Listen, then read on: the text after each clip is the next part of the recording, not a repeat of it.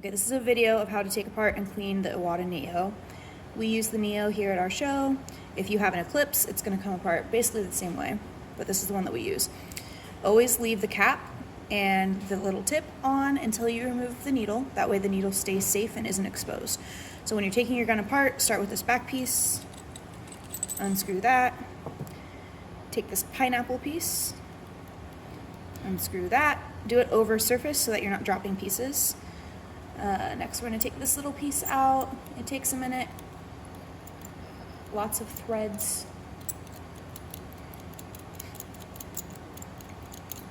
There we go. So we've got this piece, we've got our spring, and then we've got our needle. Now we've got our ballerina foot, our trigger. Now you can flip it around and take off this cap.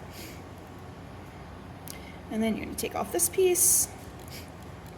Some of the Eclipses especially will have an additional nozzle part that comes out, but we don't have to worry about that. This piece is replaceable if it gets really messed up, but we don't need to take it apart unless we find that we're having trouble with it.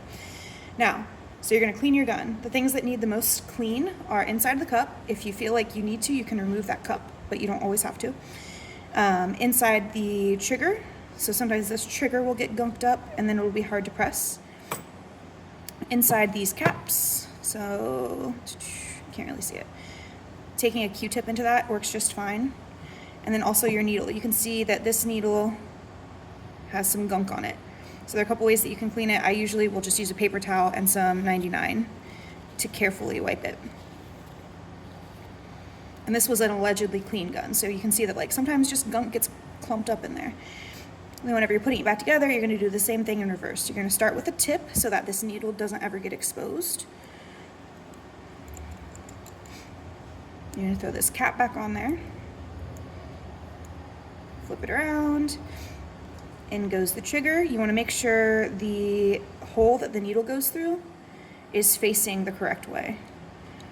Pop that in. Take your ballerina foot. Make sure that her toe is pointing up. She goes in there. You got your spring. You got this piece. I don't have a clever name for it. It just is this piece.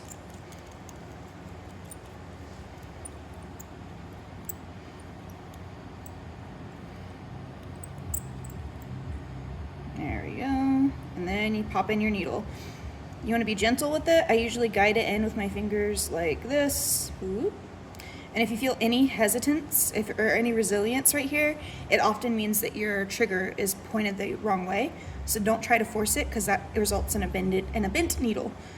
So you should be able to just nice and gently slide it through to finger tightness. Don't cram it, just so that it's nice and gently tight. You'll be able to see the needle, and you can't really see it in the video. You'll be able to see the needle there, and you can kind of move the needle back and forth so that you can see it come out of the tip. Now you want it to be snug but not tight. And then the same thing is going to be with this pineapple piece. It goes on. You want it to be finger tight, so that's snug but not tight.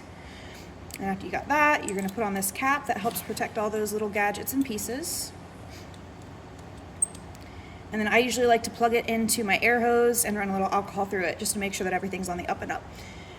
If you teach yourself how to do this nice and quick and safely, you're going to make sure that your gun stays nice to you.